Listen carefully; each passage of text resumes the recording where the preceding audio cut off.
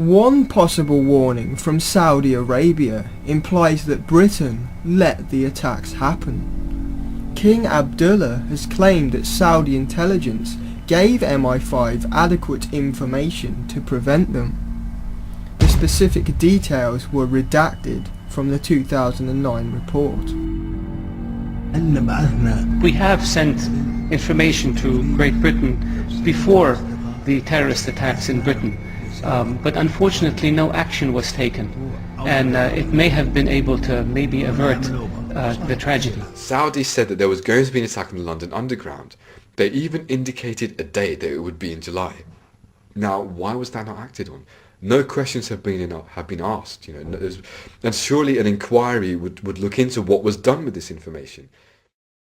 Even Spain warned Britain that the alleged Madrid bombing mastermind had England down as a target.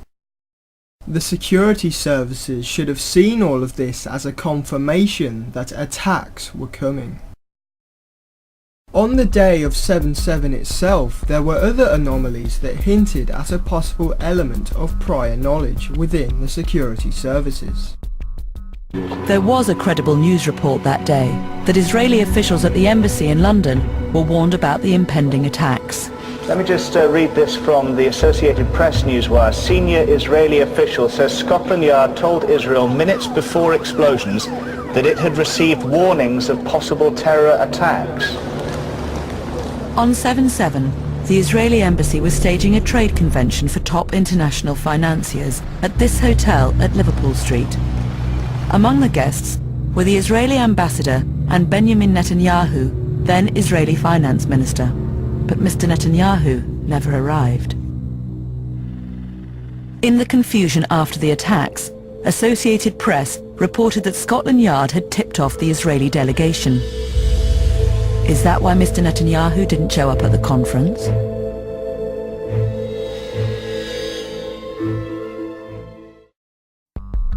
It has since been denied by Netanyahu and Scotland Yard, but in this situation, it's unlikely that they'd openly admit it anyway. The story itself has been confirmed by other experts. Former US counter-terrorism officer Thomas L. Preston, who owns a crisis management firm similar to Peter Power, told an ABC News affiliate that his intelligence sources confirmed just before the first blast, Netanyahu got a call from the Israeli embassy telling him to stay in his hotel room. The Israeli National News Service quoted reliable sources who said the Israeli embassy in London was notified in advance, resulting in Finance Minister Benjamin Netanyahu remaining in his hotel room rather than making his way to the hotel adjacent to the site of the first explosion. The Israeli Insider and German press reported that the Mossad office in London received advance notice about the attacks. A number of reports, in the public record, mainstream sources say that Israeli intelligence, Saudi intelligence, and French intelligence, at the very least, all gave warnings of an imminent attack on London. There's other bits of information that indicate that even the bombers themselves, the alleged bombers, were being monitored prior to London bombings. According to the official kind of narrative, we've been told that they didn't know anything about them at all, and so on and so forth. Then the other day, there was an article in the Mirror, the London Mirror, which basically said that for all four of the bombers, we know that at least one of them was apparently being monitored, but then was not considered a threat according to security services. But now we know that all four of them, according to a defense official, anonymously talking to the Mirror, were monitored prior to the attacks for about a year or so, but then, according to this story, were not considered a threat, and then said they didn't continue the surveillance. But again, you see the shifting of the story from one person being monitored, but no one else monitored. Then, well, actually, four were monitored. Again, it has parallels to precisely what happened after 9/11, where we had shifting stories about the hijackers, shifting stories about what happened in regard to the planes.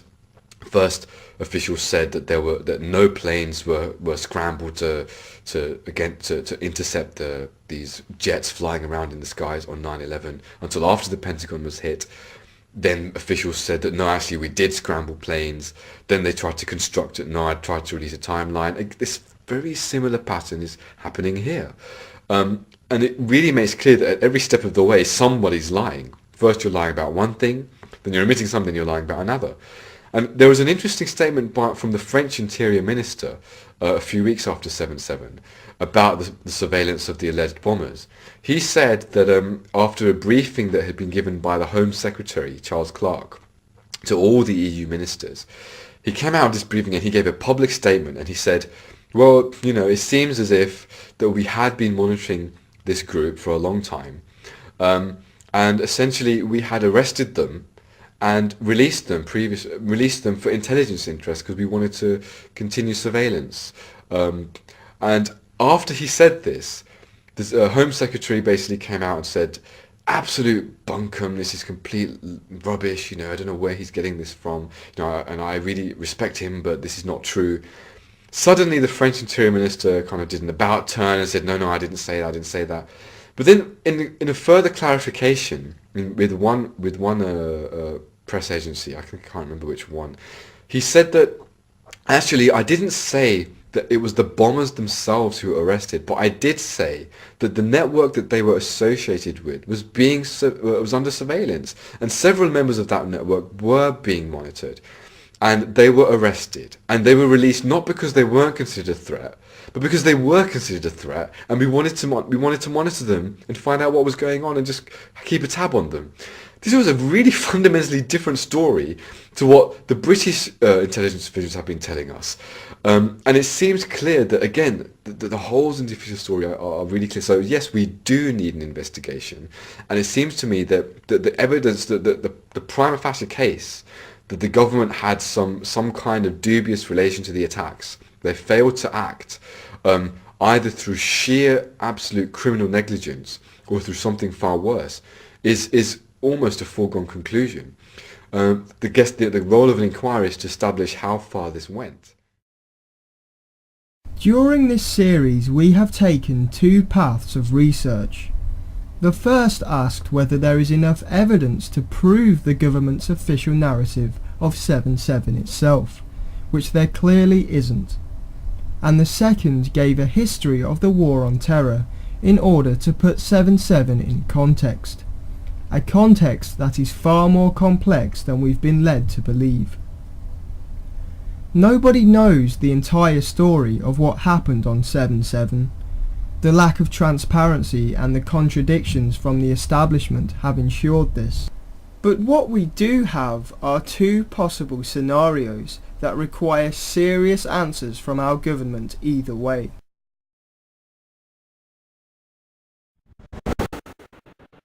Number 1. The lack of conclusive evidence that any of the bombers carried out the attacks, coupled with evidence of high-grade, possibly military explosives coming from under the carriages, and the list of other anomalies from that day, suggests that the bombers were innocent and victims of an incompetent investigation with the preconceived notion that it must have been Muslim terrorists. They were framed by a wider, more sophisticated network, be it Muslim or elements within the establishment itself, by some form of false flag operation.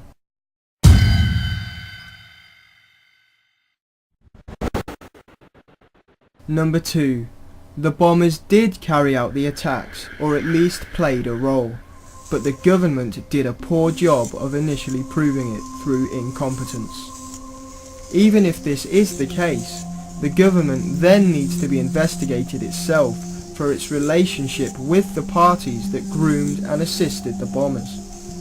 If Khan was radicalised by preachers who were given impunity by MI5, like Bakri and Hamza, if he was further angered by the illegal war in Iraq, instructed to go to a terrorist training camp by an MI5 asset, Q, a camp that was operated by an FBI asset, Junaid Babar, only to return and be instructed by another intelligence asset, Harun Aswat, all of whom were associated with each other.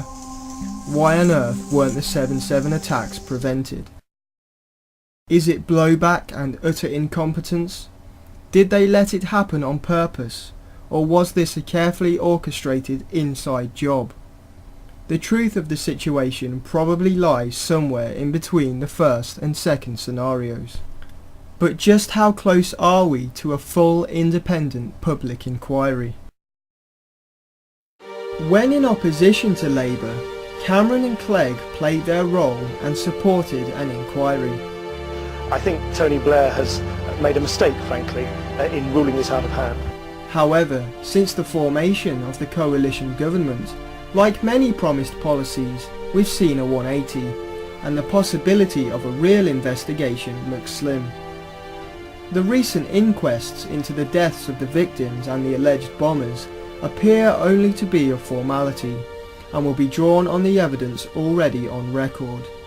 MI5 flatly refused to hand over files about the bombers, saying it would be like handing over the keys to their headquarters.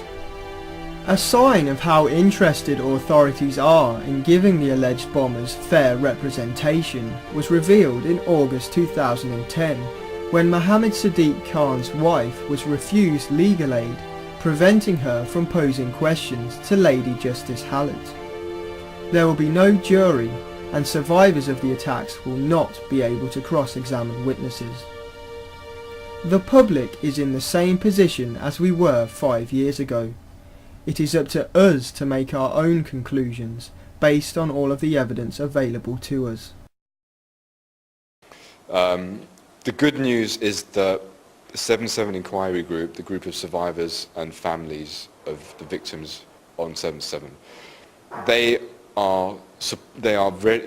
woken up to the necessity of fighting for an inquiry, and they're hoping that with the combination of the legal action combined with generating public support, that we can actually really move and compel the government to do something. Now, at the end of the day, even if we have an inquiry, I mean, I myself am skeptical of what will happen, because we saw what happened with 9/11. We had a complete whitewash inquiry that just vindicated a story that is completely false. The same could well happen in relation to 7/7, and I think it's heartening actually that Rachel North, who's very involved in the legal action, is also aware that this might be a result. But I think the fact is we need to be out there and calling for an inquiry. And I think one of the things I mentioned in my talk was that it's not so much about the inquiry, it's about the campaign for an inquiry. It's about being seen to be going out there and demanding answers. And that's what people can support. And I think getting people to realise that, well, actually, it's the governments that's made us unsafe. It's the government that has to answer. It's the government that messed up. It's the government that actually not just messed up, but that was doing some really odd things. And this is what led to 7/7. Not just a bunch of extremists or Muslims. There was something far more dubious going on here. Something that has been going on for the last decade. Once we get people to realise that and to be willing to go out there and say, we want an inquiry on that basis, then whether or not an inquiry happens is almost besides the point. If an inquiry happens, well and good, we will try our best to make it a meaningful one.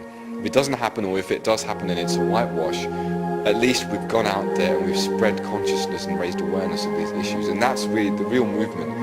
Ultimately, it's not going to be a technical process. It's going to be a people's movement. It's about getting out there, making people aware and making people realise that we need a new system and a new political system, a new economic system, one which is not based on sponsoring terrorism.